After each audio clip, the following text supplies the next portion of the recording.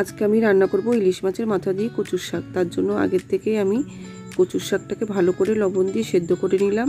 এবার আমি কড়াইতে দিলাম সর্ষের তেল, তারপরে ছোট ছোট করে কেটে ইলিশ মাছের মাথাগুলোকে আমি হালকা করে ভেজে নিলাম।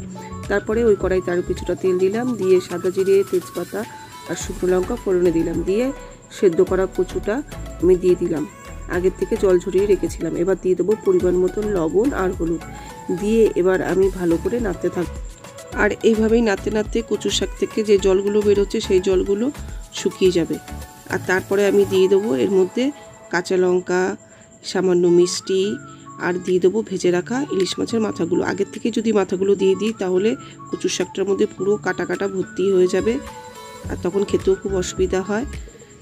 এরপর আমি এটাকে ভালো করে নাড়বো, নাড়লেই আমার রেডি হয়ে গেল ইলিশ মাছের মাথা দিয়ে কচুর শাক।